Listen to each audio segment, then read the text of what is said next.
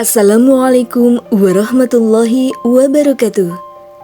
Sahabat, ketika hidayah datang tak terduga, seorang aktivis penentang Islam di Australia, yaitu Shermon Burgess, akhirnya masuk Islam.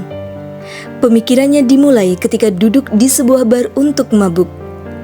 Sebelum melanjutkan pembahasan ini, jangan lupa untuk subscribe, like, dan komen, serta nyalakan lonceng notifikasi agar tidak ketinggalan informasi selanjutnya.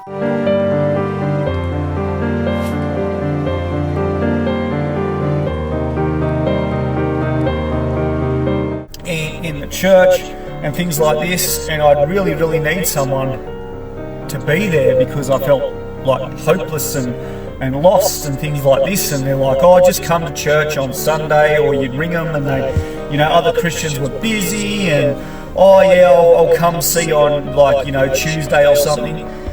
And they say the Muslim community is completely different. They're there for each other when you need them. A brother or a sister is there for you.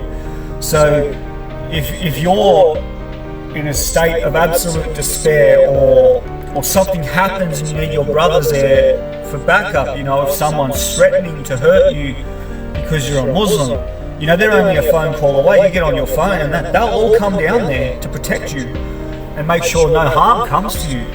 And I think that's the difference in this community, is they just have such a tight, strong bond of brotherhood and sisterhood. The sisters are there for each other, the brothers are there for each other. The sisters are there for the brothers are there to protect the sisters. And it's just, absolutely. Now this one's the real eye-opener. For the simple fact that I was one of those people who used to drink a lot of alcohol. Used to love partying, used to go out, drink, chase women, pick women up. Something that I was actually very good at, but something that I'm not proud of now.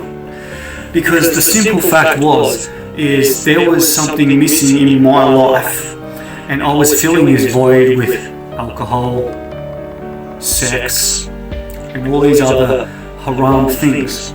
Now one night when I was out with a group of my friends, I was sitting inside a pub. It was very busy, and I was looking around at all these other people inside the pub, and I was listening to some of the conversations that would go on around me. And this is when I really started to think, maybe the Muslims were right. Maybe they were right about staying away from alcohol and drugs and promiscuity and all these other sins that are very haram. Because I started hearing conversations, there was one woman who was turning around, bending over, showing her butt to her friends, and her friends were clapping, saying, yeah girl, get your slut on. And I was just disgusted by it. I didn't find it attractive.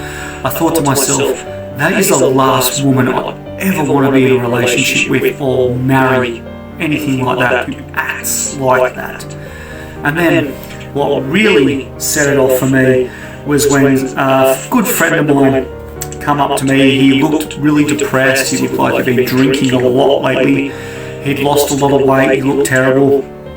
And he was telling me that he just moved back to town, and the man he was working for, his boss, he goes, well, me and my girlfriend are split up. And I asked him what happened, and he goes, my boss was having sex. My work boss was having sex with my girlfriend. My girlfriend was cheating on me with my boss. He goes, so I left that job. He goes, not only did I lose my job over it, but I lost my girlfriend over it.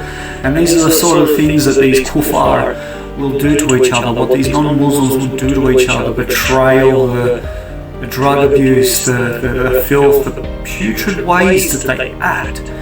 And I just sat there and I started looking around, and I was like, look who I'm surrounding myself with. Look at the things that are happening around me in this society.